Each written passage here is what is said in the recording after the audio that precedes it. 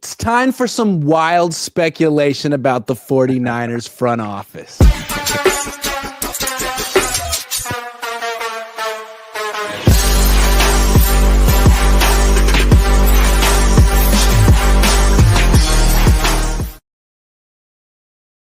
Good evening. Welcome to Four-Man Front. We're the Four-Man Front. Grant, Cohn, Jessie Naylor, Ryan G. Hensley, and the coach. There's a game this week, but we're not going to talk about it. There's a game the week after that. We're not going to talk about it because they don't really matter that much. I mean, really, they don't matter that much. We're going to have to look past it for the juicy stuff. We're going to talk about issues on offense, defense, culture, the quarterback. But before we really can get into the quarterback discussion, I want to ask you guys, how in lockstep do you think Kyle Shanahan and John Lynch are with the Brock Purdy decision? It's the biggest decision maybe in franchise history. It's going to be the biggest contract handed out maybe ever in franchise history. Do you think everyone in the organization, particularly the top two guys who matter in football side, John and Kyle, completely agree? If so, why? And if not, where do you think some disagreement could lie? I'll go first. I definitely think there's disagreement just because Kyle Shanahan is quickly out on quarterbacks. What do we call him? Once upon a time, we called him the quarterback polygamist. That's exactly what he is. I feel like at some point he probably really loved Brock. And now he's like, I don't know, man. I feel like he's very volatile when it comes to that position. And I believe that John Lynch is probably a little less emotional and more so like, hey, this is a kid that we took with the last pick in the draft. He's way outperformed any expectations. He fought through a situation where we drafted somebody third overall, traded a bunch of draft picks for him, and he's played mostly well since he's been here. I believe that John Lynch is probably not wavered by what's happened this season and is ready to move forward with Brock Purdy. I'm sure that Kyle Shanahan would prefer to move forward with Brock Purdy, but I don't know that he is necessarily as all in as John Lynch would be just because of the way that he's operated in the past. And so I'm sure that there's a little bit of conflict there. Is it enough to derail things this offseason? No, but I think it's good to have a difference of opinion. It's good to have some discourse, and it's good to come together and have those conversations this offseason. And it will be interesting to see how long the contract is for Brock and how much money it is guaranteed and average annual value to a certain extent, because that's going to tell us what the front office as a whole, because they're going to package it as we all believe in Brock Purdy. We're all on the same page. They're never going to act as if they're not in lockstep, but that will tell us exactly what the 49ers think. And I believe that if the contract is closer to like $45 million a year and there's an out after a couple years, to me, that's probably Kyle Shanahan going, I like him. He's done some great things, but I'm also the genius here. Let's pump the brakes on just handing the keys completely over to Brock Purdy. I don't believe that they're in lockstep. I think that the relationship between John and Kyle is unnatural. Most head coaches don't hire their GMs. And if you look at the natural progression of the way the organization is supposed to flow, John is essentially working at the behest of the organization, not the head coach. That's the way it's supposed to be. And I feel as though that natural progression is the lockjam between the two of them, because Kyle didn't pick Brock Purdy. The organization picked Brock Purdy. The scouts that toiled away, coaches on the coaching staff that put this together. And once they got Brock Purdy together, then Kyle was the one that had to be convinced to come along. Let's just kind of put out, if we're going to talk about organizations, we might as well start talking about job descriptions as well.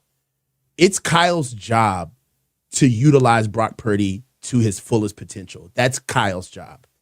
Coming back and saying that this is not the guy that I want, that's not something that the organization wants to hear when they themselves let you do it your way with 3 first-round picks and a Trey Lance and footing the bill to pay up Jimmy Garoppolo when you were sold. We did it your way twice, all right? And now you got to look at the day-to-day of a John Lynch. How does John Lynch go around the organization knowing what they do on a day-to-day basis to keep this thing moving, to find players and assets in the later rounds like a Brock Purdy? How does he feel if to go completely with if Kyle's out on Brock? I don't think John would necessarily be in agreement with that. I don't think they're in lockstep because I believe that the organization feels as though they have found their man. Brock Purdy is the quarterback of the future. They love him as the face of this organization. And I feel as though that maybe John is starting to hear some of the narrative of, well, it's up to Kyle to get Brock together because we've already seen the success. So we can't unsee that. And I do believe that they're on a crash course of whether or not John and Kyle will finally split ways, at least professionally. You know, I don't like the fact that they're so congruent in their contracts, everything that they do. It's like they're not supposed to be in lockstep. The GM is supposed to be in oversight to the head coach. And I believe that that's what's naturally going to start bearing out. I think Kyle is getting cold feet in an arranged marriage. We got to understand Brock Purdy is, again, not a quarterback that Kyle has chosen, right? Kyle didn't choose Jimmy. He wanted Kirk Cousins. They went with Jimmy. Kyle didn't choose Brock. He stumbled upon Brock. And I think what he realizes, and he's how many quarterbacks deep into his coaching career now, and it's his career with the 49ers, at least, is now tied to this Brock Purdy fella. And I think he's getting a little nervous about that. I have heard some rumblings that John Lynch is more in on Brock Purdy than Kyle Shanahan is. So I don't believe they are in lockstep. And I think Kyle's getting a little nervous because he's now attached to Brock, and his success and Brock's success are tied together.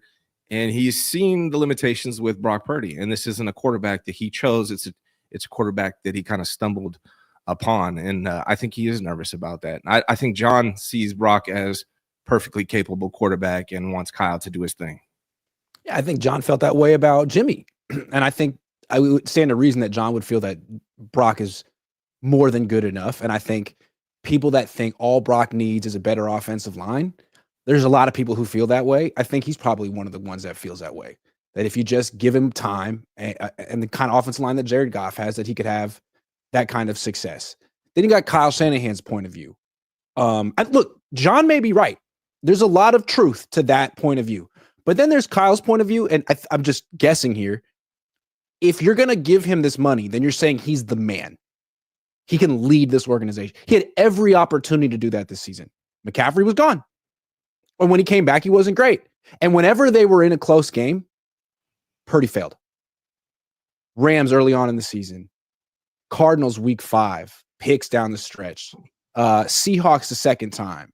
Rams game with the season on the line. Just last week, the pick against the Dolphins. Like every single time Purdy had a shot in the fourth quarter to show that he was the freaking man, he flopped.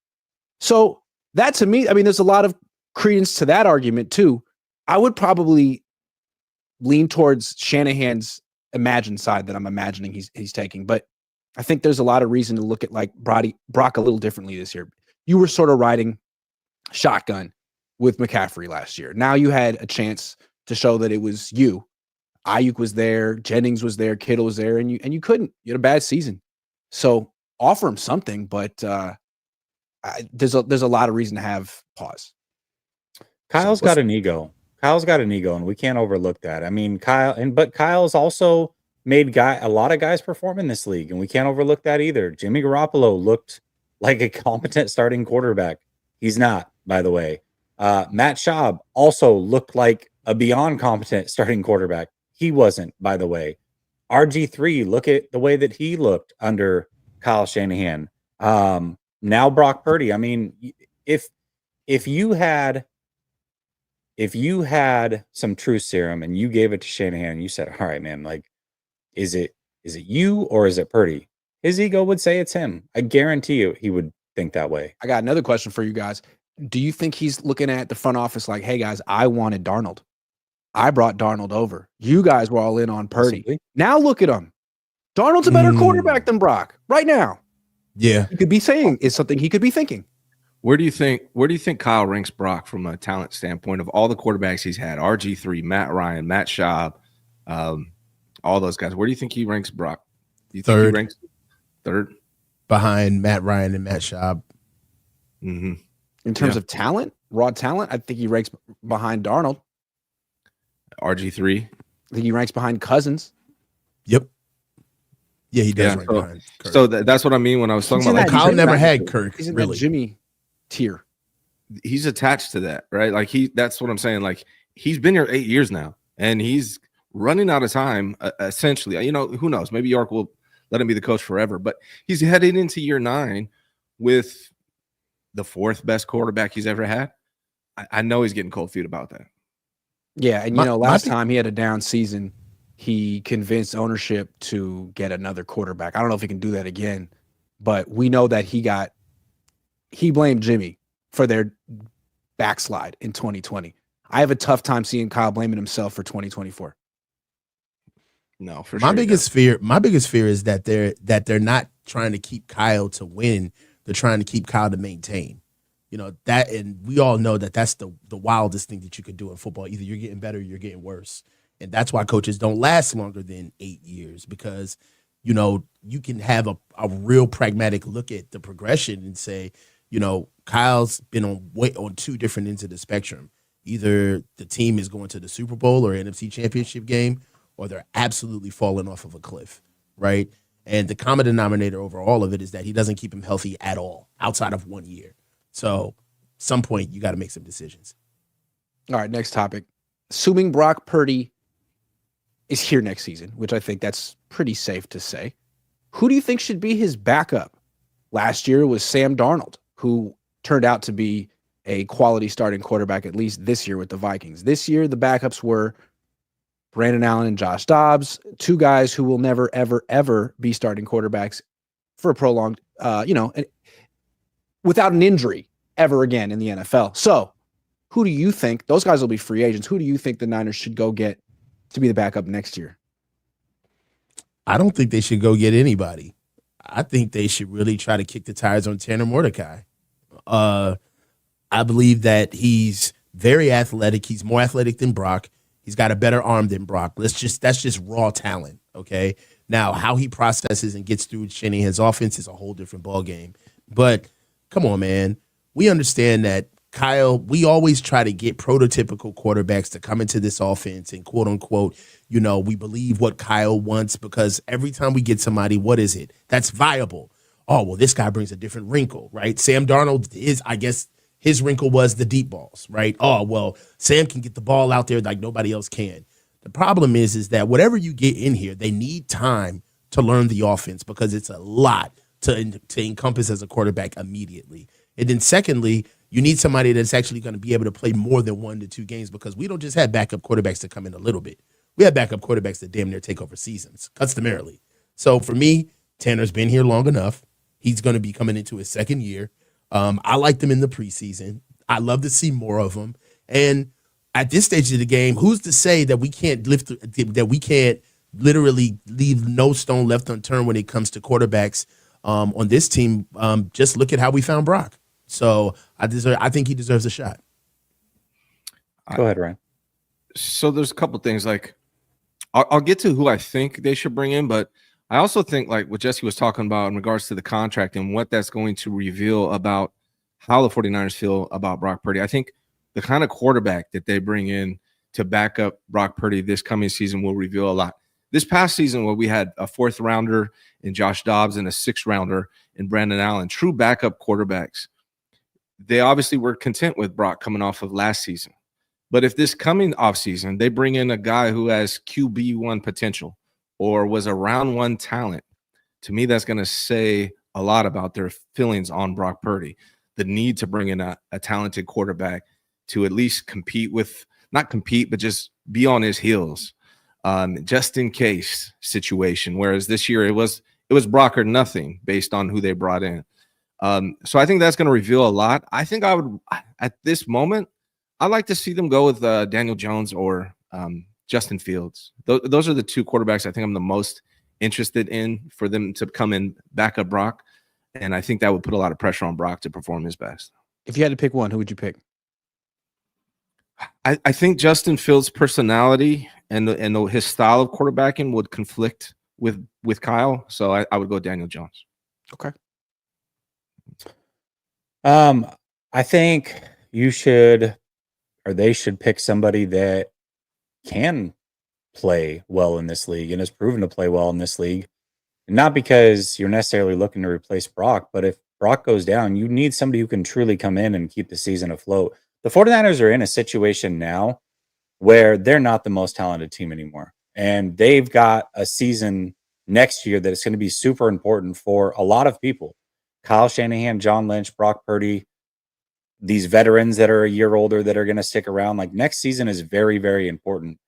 If they are fighting for a playoff spot and Brock misses 2 games and they are going to put in a guy that's almost guaranteed to lose, that might be the difference in making the playoffs and not making the playoffs.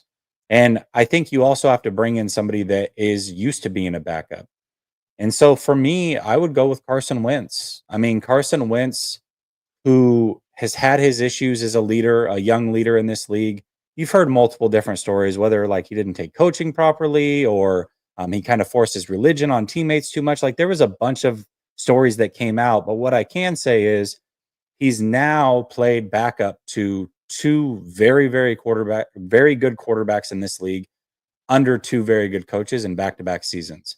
We saw Sam Darnold go 1 season with the 49ers and get a whole career resurgence. Well, why not a guy who was also a first-round talent, who has all the same physical abilities that Sam Darnold has, and he himself was damn near a league MVP. If he had just stayed healthy the final, 4 games of that season, he would have been the league MVP that year. He was tracking to be that. And now he's been coached by Sean McVay, backed up Matt Stafford, and Andy Reid, backed up Patrick Mahomes. His contract this year is only $2.3 million. It's a 1-year deal. I think you can get him for under $3 million. And I think he's a guy that can certainly come in and win games. And also, physically is what, I mean, let's assume that Shanahan did choose Trey Lance and he was his guy, which I don't think we have any reason to not believe that. Look at who he chose when all the money was on the table. He chose a guy like Trey Lance. And then when he moved on from Trey Lance, he chose a guy like Sam Darnold. He does like physically gifted quarterbacks. And Carson Wentz, you can say what you want about him, but he's very physically gifted. I think he is the perfect guy for Kyle Shanahan as a backup quarterback for this team. I would go Carson Wentz. You guys made great arguments. I like Tanner Mordecai's going to be on the team next year. I was thinking very hard about Wentz and Daniel Jones. Those would be good signings. I just would like to get someone a little bit younger and maybe a little bit less emotionally, mentally beaten down. Because I feel like those two, I mean, I feel like Wentz he's 30, he's going to be 32 next year. He had the injury issue. He's been on like 4 teams in 4 years. Daniel Jones, I don't know if he can even look at himself in the mirror. Has Daniel Jones ever really been good? I don't know. I want to go with someone else, a little bit younger. I posted about him on Twitter, so you guys know who I'm going to say. But for people who haven't seen it, I'm going to like draw it out for a minute. I'm trying to think who's the next Sam Darnold. And Sam Darnold, he was on the Jets. They stink. Well, Zach Wilson was on the Jets. And his win percentage was pretty freaking similar. His quarterback rating was pretty freaking similar to Darnold's. Since then, Zach Wilson, I think also in retrospect, it shouldn't have been a surprise that he struggled there. He didn't play that much in college. He was young, maybe a little immature, and the Jets are a tire fire. So he leaves. Now he's in Denver. Sean Payton saw something in him, brought him in. I mean, he's accepted his role as a backup. He's not a malcontent. He tore it up in preseason. He was the number 2 pick. If he had been available, the Niners almost certainly would have taken him over Trey Lance. You can get him for like probably $3 million 1 year, $3 million, $4 million.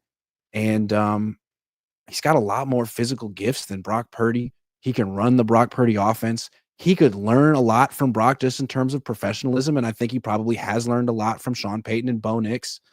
Again, if you're looking for the next Sam Darnold, I think there's reason to think that it could be Zach Wilson. He's 25 years old. He'll be 26 next season. 26. That's how old Steve Young was when the Niners got him. He was a freaking disaster in Tampa. I think he was like 2-17 over there. But Bill Walsh had the foresight, understood a bad organization was ruining a good prospect. And I don't know if Kyle Shanahan can get the best out of Zach Wilson, but if Sean Payton's interested, I'd be interested too. Kyle was pretty interested in Darnold coming in the draft. And I think he was interested in Zach Wilson coming out of the draft. So I do understand that point. But I will say this, like, I feel like Zach Wilson might be mentally broken. That's himself. Possible. Like possible. When you mentioned when you had mentioned that you wanted somebody who had less, who had, not had any mental situations. I was very intrigued to see who you were going to say, because I was like, it can't be Zach Wilson after what happened with New York, right? Like, they had the backup. Well, all these like first round picks turned backups. I've gone through some trauma, but I'm trying to like talk in degrees here. Okay. He's going to his third team. I mean, Wentz is going on his 7th. No. 6th. 4th? 5th. Oh, wow. I like Wentz. If they get Wentz, I think that'll be a really good signing. And if they get Daniel Jones, I think that'd be really good too. I just think, I don't know why I think Zach Wilson has more potential.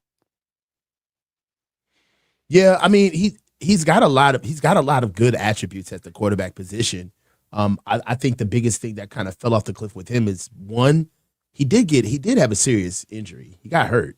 Yeah. So there's his mobility outside of the pocket. And then 2, he did seem a little bit like he was, a little bit better than the process. Yeah. And I don't think that would work here at all. Because I wouldn't work with Sean Payton either. That's why I'm sort of interested in him. I feel like so you think he's got it out of his system that way with Sean Payton. So yeah. So you think he's got it out of his system? It'd be worth giving a phone call to. I'm not really interested in Mac Jones. I feel like there's something missing with him. He's not coachable. He seems like a little bit of a sensitive guy. I agree. Yeah. So that's all I got for that one. Let's see if we got any sleeper picks. Chris Sims, is Brock Kyle's guy or John Lynch's guy? Do you think Kyle is still looking for his guy, Grant? I think I put him more in the Lynch's guy category, because he was like the front office's discovery, not Kyle's discovery. Yeah, 100%. I that's the way it was sold to us, is that, excuse me, Brock was an organization pick, and Kyle kind of had no choice but to play Brock, quite frankly. Corey Wiggs, you guys seen the Cam Newton POV on Brock being paid? I'd love to hear your opinion.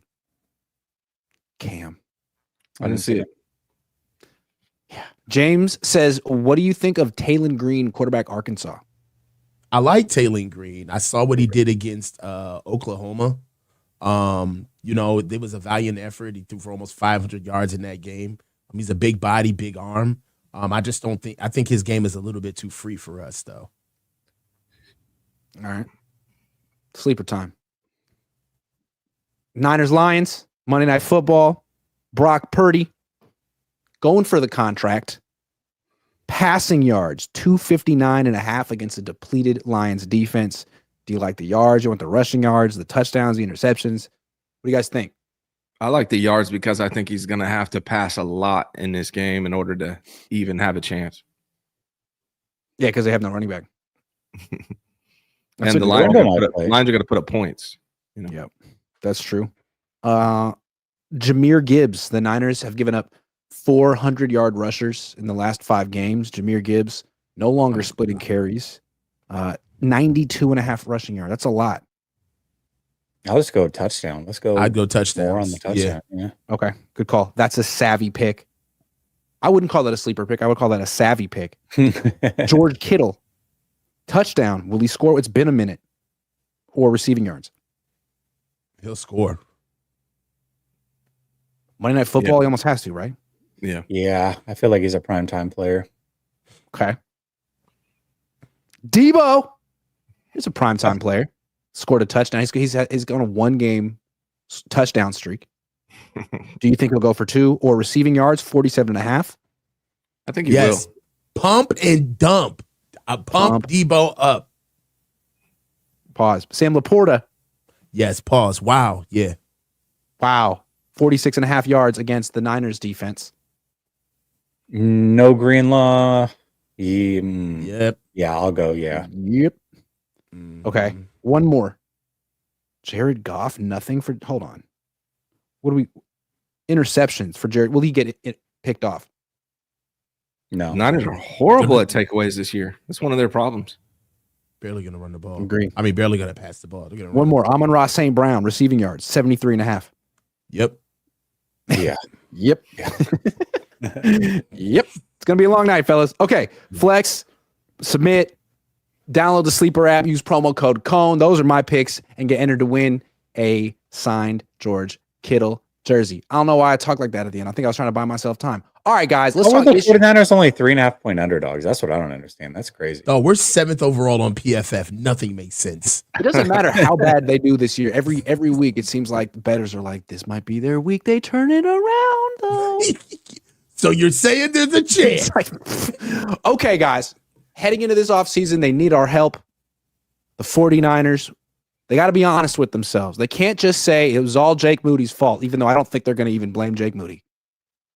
So, what was the biggest issue on defense? Or what is the biggest issue on defense this year?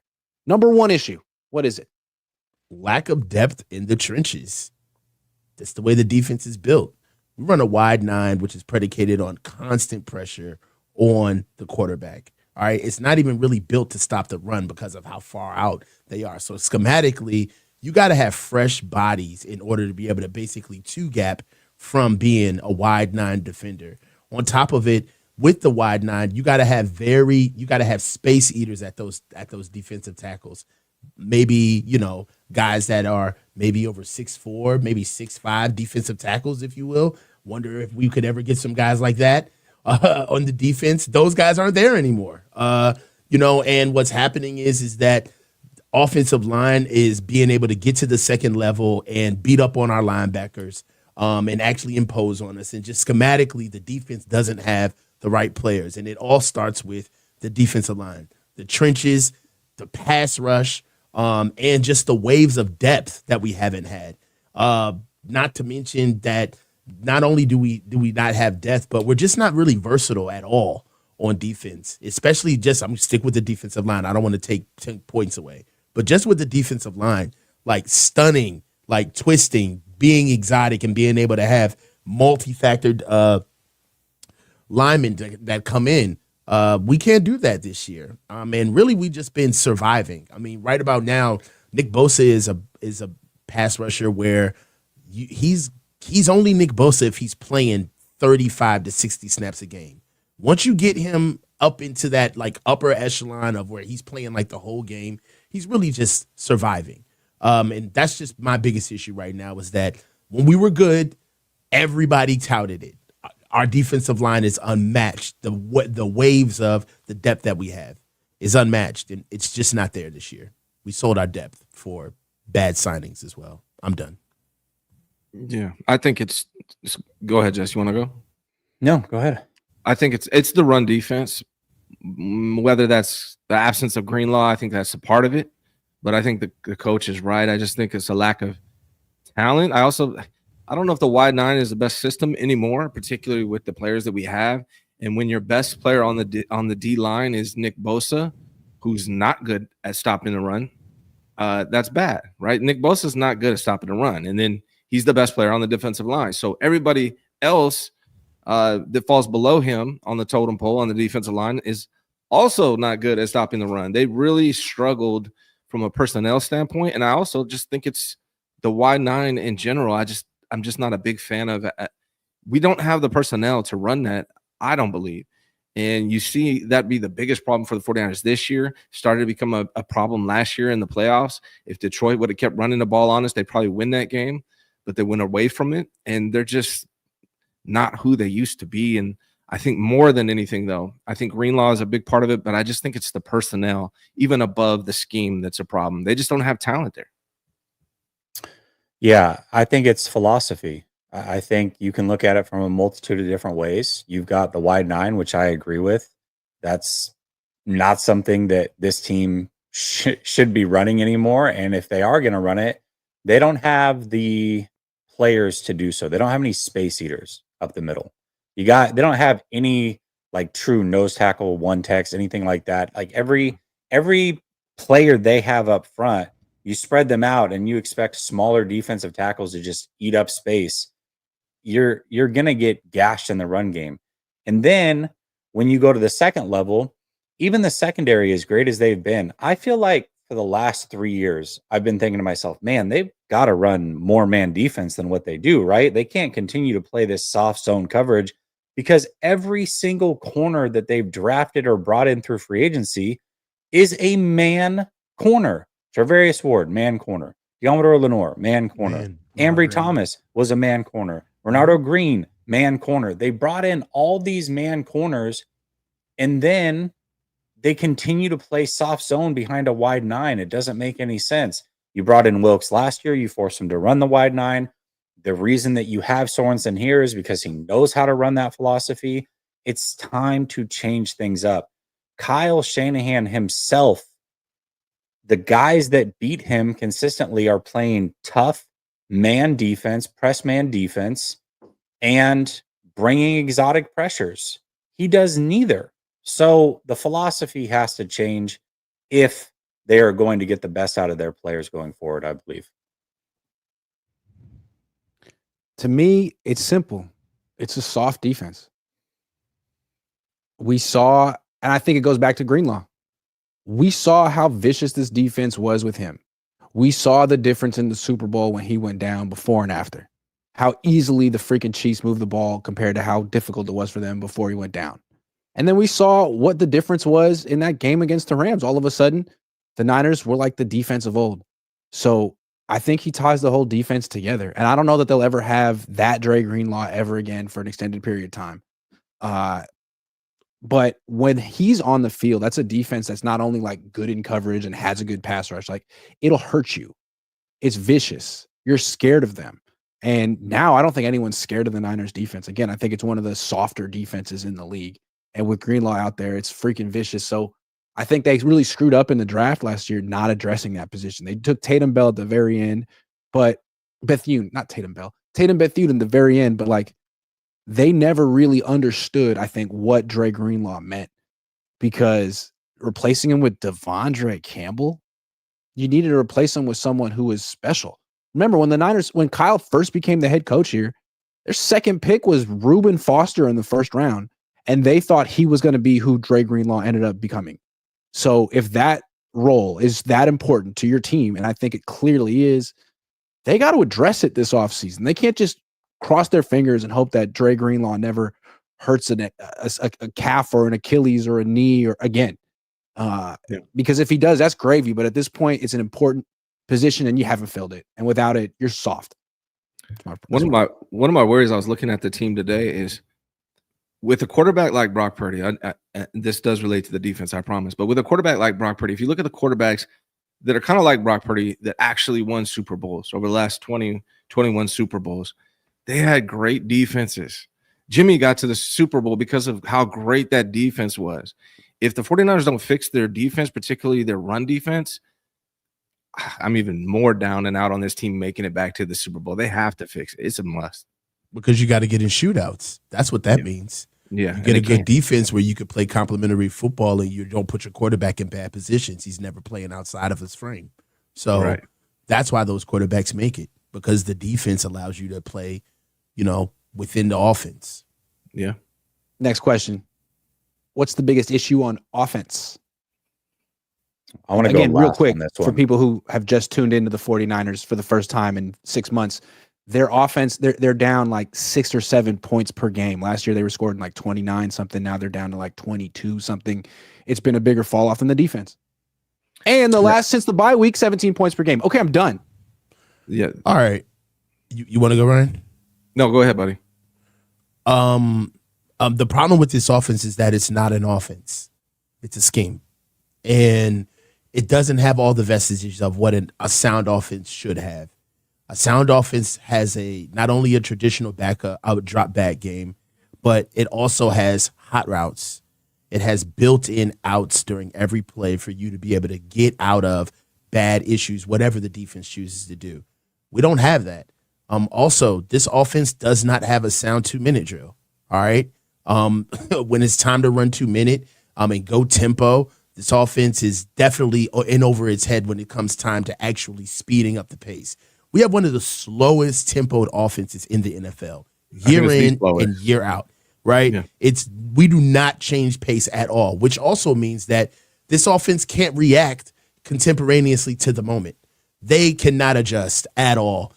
Everything has to be set up like a house of cards, man. And if one card gets moved, the entire thing falls apart.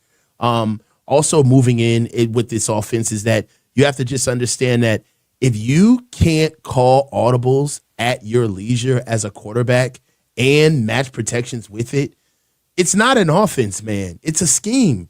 It's packages put together. And then you look at the utilization of the players. Certain guys get given, Jesus Christ. Certain guys are given certain different job descriptions in the offense that are much easier than other people's jobs in the offense. I would say that even though Brandon Ayuk came into the offense and he was in Kyle's doghouse, the route tree of what Brandon Ayuk had to do to ingratiate himself in this offense and be successful was far more laborious than what Deebo Samuel had to do in this offense, just based off of his talent alone.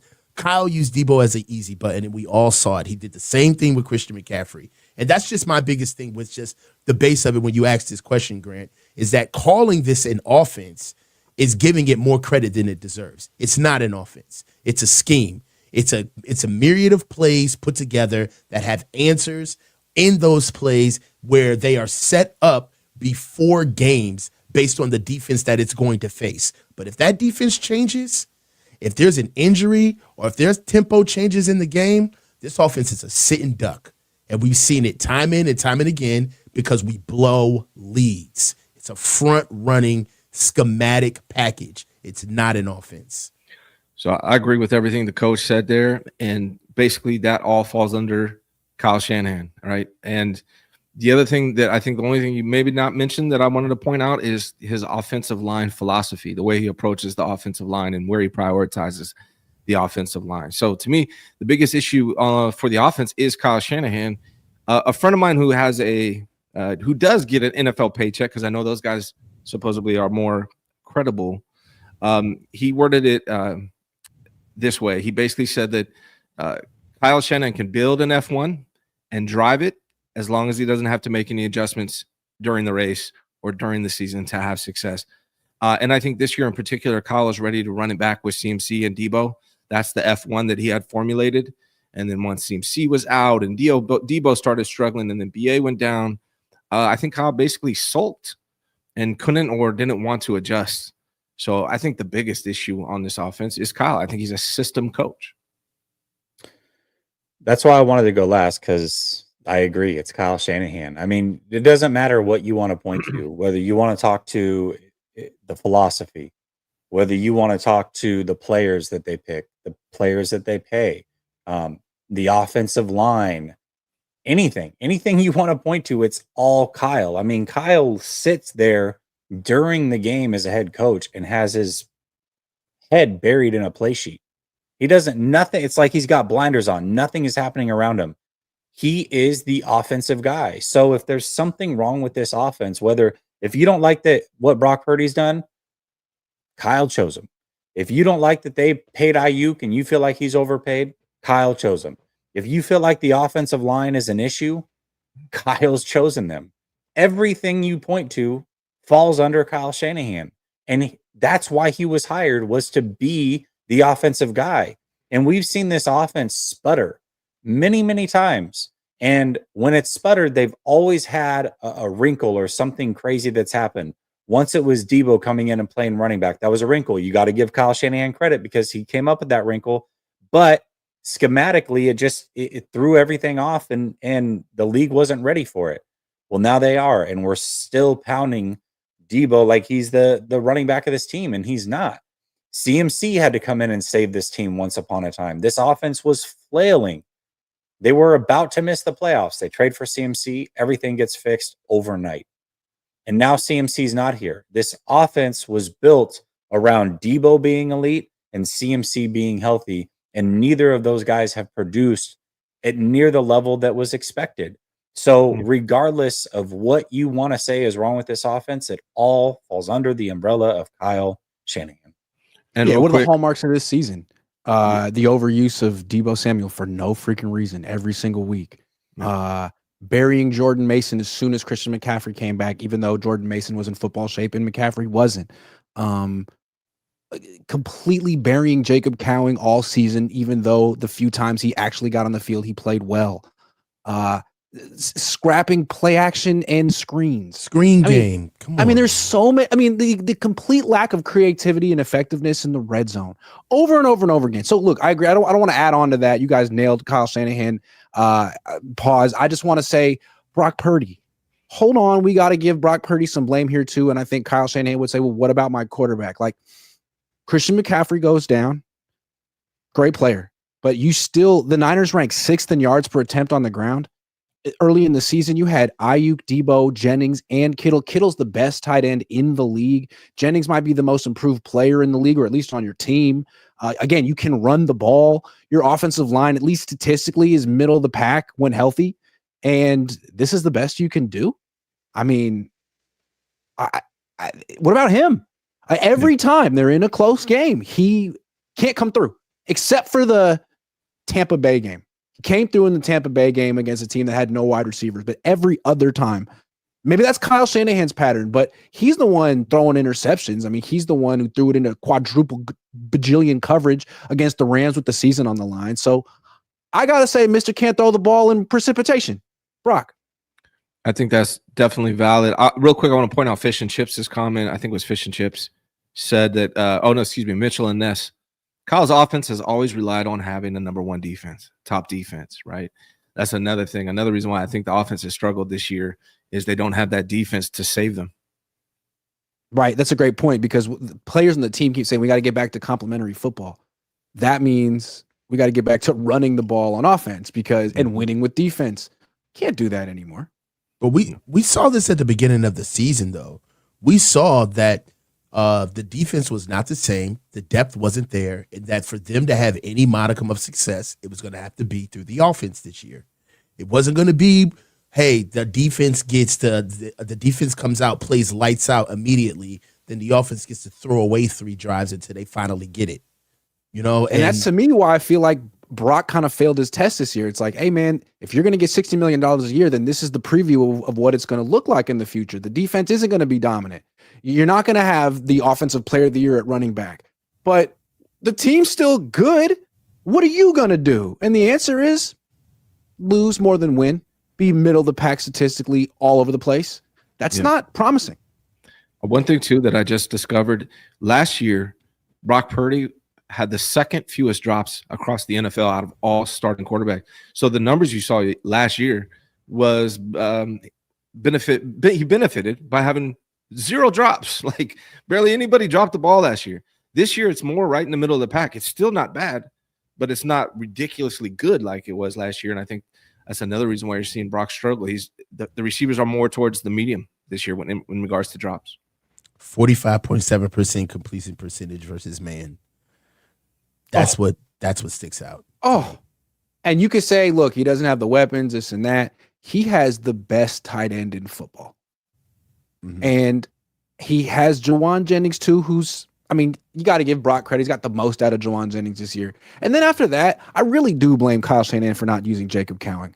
I think Jacob Cowing showed enough in his brief opportunities to get more.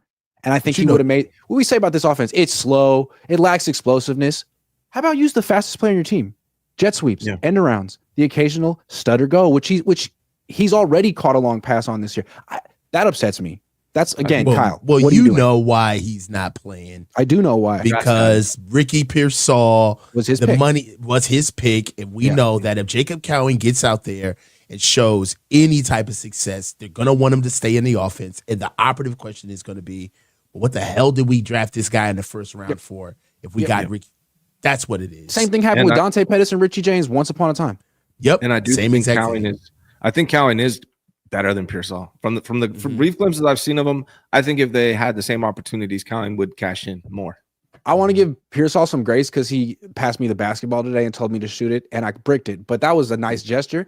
Ricky missed all of training camp and got shot. Jacob Cowing's been here. One guy is, if football's a tricky sport, one guy is in really good football shape right now. One, to me, isn't as locked in. So I would go with Cowing now.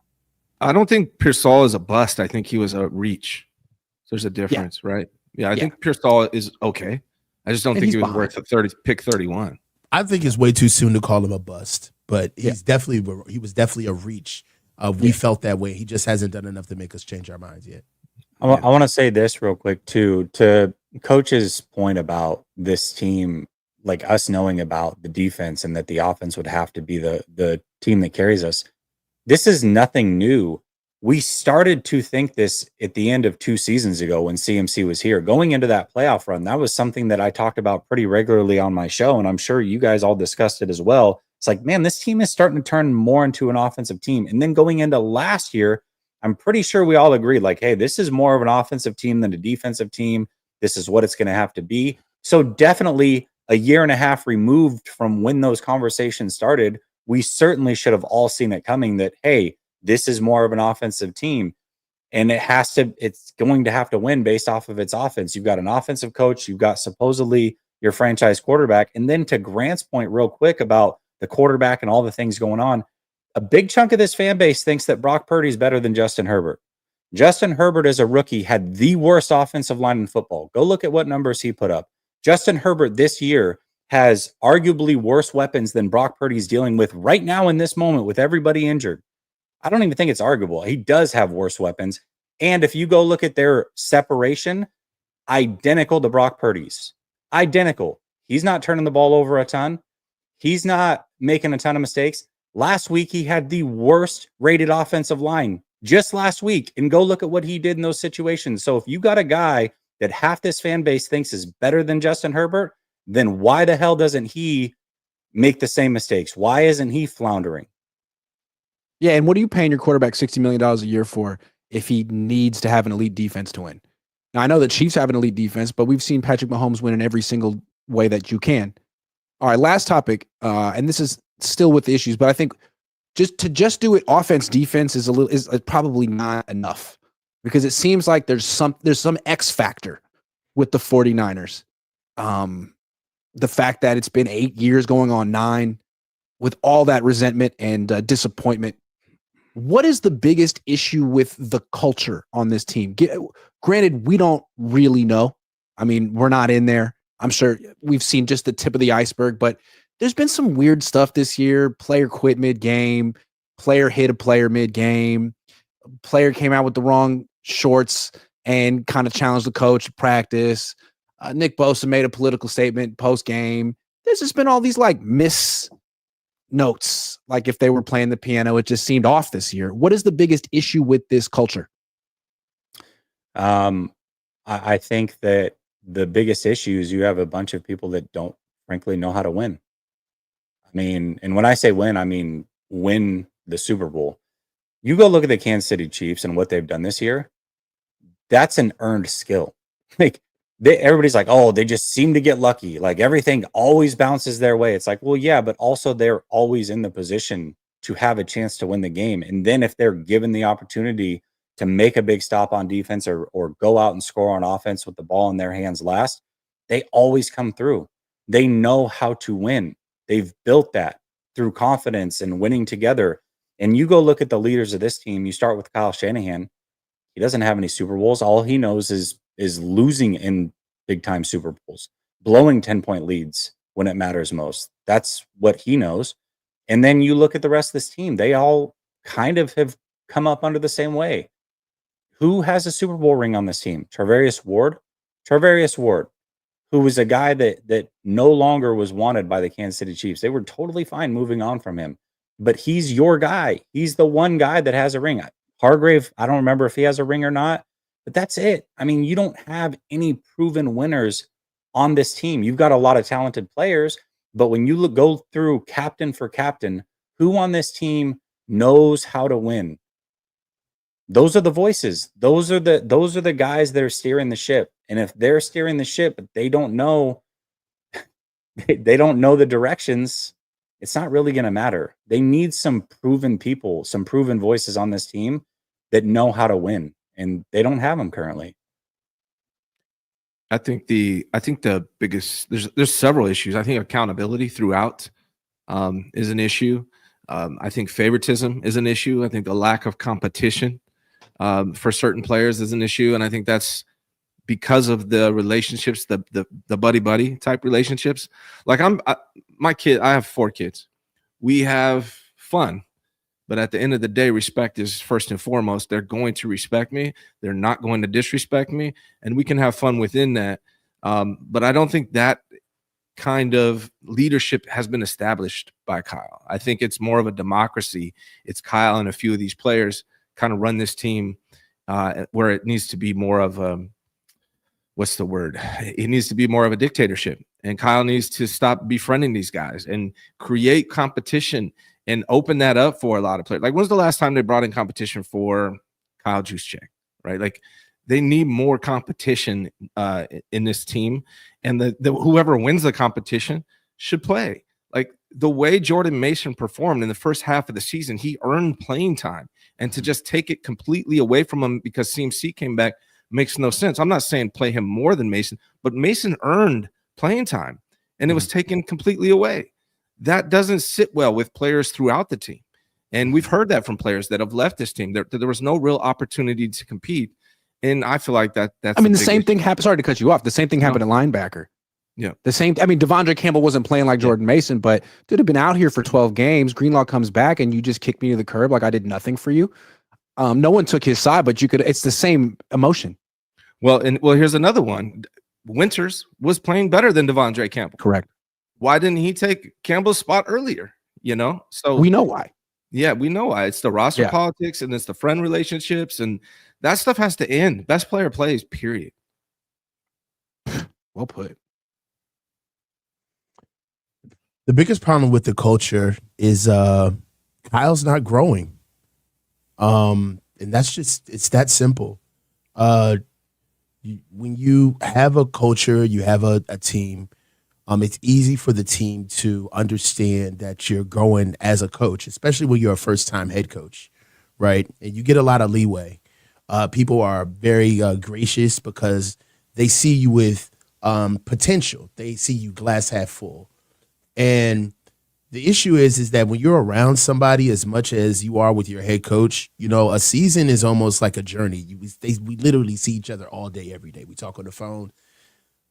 A lot of times, some of the stories get retold. Some of the sayings get stale. And people start understanding who you are as a person. And they start understanding the tricks of the trade of who you are. And I think that's what happens when you, quote unquote, have a culture that goes stale. And my issue is that I don't believe that our culture has gone stale. I believe that we're starting to realize that the culture was transplanted by other coaches that were here. I mean, let's be honest. All gas, no brakes, run around the ball. That was Robert Saleh. That wasn't Kyle Shanahan, right? Let's talk about swarming to the ball, GTFO. That's Coach Kacerik. That's not Kyle Shanahan, right? We're talking about running the ball, making sure that the running backs make sure they hit certain holes and that they run to the echo of the whistle. That's Bobby Turner's edict. That's not Kyle Shanahan, right? Even Kyle Shanahan by trade is a wide receiver, right? He picked Deebo Samuel, but there's no overall mantra to the receivers outside of if you don't block, you get no rock, basically. He alienates the quarterbacks and browbeats them to have culpable deniability or be a scapegoat if they don't run his offense well. And the only time that you get them in a good mood is when they're front running and they've absolutely won. Kyle Shanahan, we complain about him and we criticize him, but the truth is that he's been given many opportunities to show us who he is as a person and to show that he's grown. Andy Reid isn't the same coach he was before when he was even first getting to the Chiefs. And you can see how he's grown. We see how these guys where when you grow with your players, you don't have to take them to Cabo anymore because they have families as well, right? There's a maturation process with these guys that I feel like Kyle has arrested development with these guys, where it's not the fact that they don't want to go to Cabo with Kyle anymore. It's the fact that Kyle wants to go and they don't want to go anymore. They've grown up. They're 30 plus with kids and they're millionaires now where they don't have to hang around you to get their biggest payday. They have other families that they're looking after and other interests that they need to get done.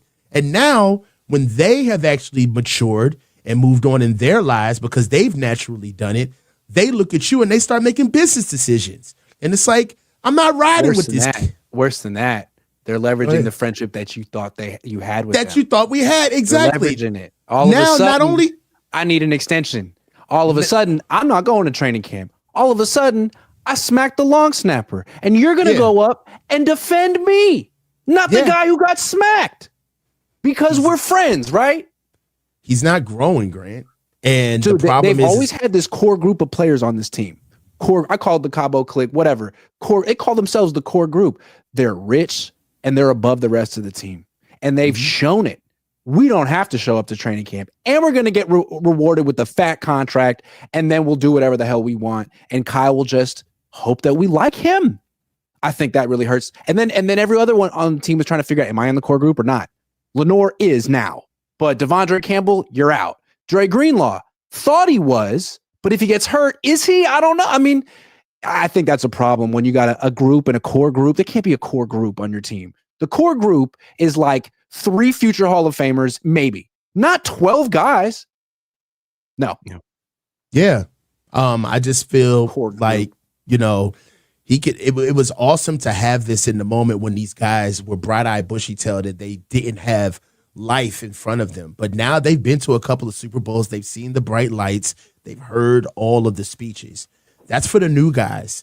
You got to show us who you are as a man if you want us to run through brick walls for you, and for me to come to camp when I really don't want to, and for me not to get an extension and basically hold the organization hostage when I know that I'm coming on the side of the deal where I'm running out of guaranteed money. You're starting to see like where's the true worth in all of these relationships that he garnered outside of the locker room. What have they done to serve us, right? What has happened where Kyle can say, well, the reason why I kind of blur the lines and I fraternize with different players is because this is something that helps us out in the long run. It's showing itself to bite us. And I think that they see that this dude's a mark, and you let me in this close to you, I'm going to leverage you, dude. You know what I'm saying? Because I shouldn't even have this access to you. One more thing. Jake Moody. I wonder if players in this team are looking at Jake Moody every time he misses a kick being like, man, the only reason he's on this team is because our coach's ego won't allow him to get a new. It's a kicker. It's a freaking kicker. There's kickers out there. We could get another kicker, but we're sticking with this guy year after year, loss after loss, because Kyle picked him in round 3, and his ego is more important than playing the best player or getting the best kicker. I mean, it doesn't take a freaking genius to figure that out. I don't know. The Moody factor. Who out of the Kyle Shanahan tree has picked their own quarterback and developed them? Who's the one guy? LaFleur. What position did he play? Quarterback. Do you want to know what positions Sean McVay, McDaniel? Do you know what wide receiver, baby? Wide receivers. Yep. So if the Niners were to bring in a new coach, someone that's not Kyle Shanahan, an offensive guru, I would be into someone who played quarterback at some point. Harbaugh did. Yeah. Kevin O'Connell did. Too. Or protected a quarterback, offensive line. I think it would too. Yep. I'm thinking of the wide receivers across the league, or excuse me, the quarterbacks across the league, the coaches across the league that played wide receiver. You got Shanahan, you've got McVay, you've got not LaFleur, McDaniel, you've got Sirianni, you've got Tomlin, and I think there might be one more. But I mean, out of those guys, personality. Sorry to interrupt, but I think right. But let's think about it. What is the one position though in the modern era of football that is like known as a diva position? Receiver. Yeah. So when things aren't going right, who's the first person you're going to put all the blame on as a head coach? And who's done that? Quarterback. McVay, everything was Goff's fault. We got to get rid of him. Out. Yep. Shanahan, everything is my quarterback's fault. Jimmy, out. Got to get Trey up. His fault. Out. Yep. You know what's he thinking with Brock Purdy? Like receivers, if they're not getting the ball and you're looking at the quarterback position through the eyes of a receiver, you're going to put a lot of blame on them, whether it's their fault or not. I think that's a natural thing, is somebody who played wide receiver. It's like, well, if the ball's not getting to my weapons, then whose fault is that? It's the quarterback's fault. I don't know. I don't know. I'm sure that you can poke holes in it, but it's just something I thought of on the fly. Like, wow, that's kind of a little weird, right? Nick Sirianni, we all talk about him, and yes, they're winning and whatever. He has zero responsibilities when it comes to play calling, and he's talk about a diva head coach. I mean, this is a guy getting in a fight every other week with somebody on the other team or somebody from his own fan base. Wide receiver. What I like about a coach like Harbaugh or Kevin O'Connell, who's been a coach, a quarterback in the NFL, Kubiak, even if you're not a starter, you understand the pressure that comes with the position, how there's so much more pressure on that position than everyone else, and how fragile your ego is and how important confidence is. Like, I feel like Kyle Shanahan kind of tests that with quarterbacks, but other coaches like cultivate it. And I think that's more important. So if they ever were to move on from Kyle, I think a coach with a quarterback background playing the position, coaching the position, developing the position is like mandatory. I think it's definitely a benefit. I think the personality and the leadership qualities are more important, but I see your guys' point. But like, Bill Walsh was a wide receiver. Like a guy perfect example, Larry Fitzgerald, wide receiver, but I have no doubt in my mind that he would be a good coach if he wanted to be because of his personality type. For sure, right? For sure. Yeah, I think the wide receiver thing is accurate. I'm not saying it's wrong, but if you have the right personality, I think you can make it work. But generally speaking, I like had more like a tight end personality because he had like tight end speed. Yeah, it's true. Yeah. Sorry, that wasn't funny. Bill Kennedy says, Grant, it sounds like you've changed your opinion on Darnold. True. I will say that is true. I was very dismissive of Darnold for years. I never thought ever that he would have a season like this on any team. That being said, half of me still feels like he's going to throw 4 picks in his playoff debut and lose. So I don't know. Yeah. I don't know how you guys feel. Yeah. I feel exactly the same way. Yeah, same way. Michael says, preparing myself for a Brock extension, which we should not rush ourselves into doing. By what week would the Niners start to feel buyer's remorse? Ooh. It's bleak. Week. If they have buyer's remorse after weeks into the first season, that's a disaster. Yeah. SD Niner says Kyle is in self-preservation when it comes to paying 13. I don't understand. Maybe. William Engelman says, I think Ryan made a good point. Second lease drops makes a huge difference in your numbers, especially with the playmakers the Niners have and their rack. Yeah, and now it's normal. So it's not like they're bad. They're just like, I think they're like 14. Very good. Yeah. Daza says arrogance is one of the Niners' biggest issues. Through front office, players, coaches, it can also be seen with drafting and culture. One other thing with the culture of this team, how many podcasts? As podcasters, I know, but all of a sudden, once I feel like you go podcast as a player, it's like you're reaching the end. But you never go full podcast. You never go full podcast. You know what this is? I think that the podcast element was kind of an answer to us, honestly. I feel like there was a sense of them being so closed off that they thought that if they would give player access, Player X finally gives a long-form conversation. And they're starting to realize that, first of all, this takes work and everybody can't do it. And it's hard to get up here and stand in front of a mic when you get your teeth kicked in and week out. Didn't see that losing season coming, did you? Nobody wants to hear you when you lost. But I hear what you're saying. It's like, who do Jesse and Ryan and Coach and Grant think they are talking about us every week? We'll go on and we'll just take the play from them. Yeah. Didn't work out for you. Helperman 123 says, Merry post-Christmas, Lyle gonna Lyle. He ruined any quarterback he touches. He's 0-4 in developing quarterbacks and will continue to do so. Remove Lyle first, always. I love how he has become Lyle and Kyle Levy. That's just the funniest thing.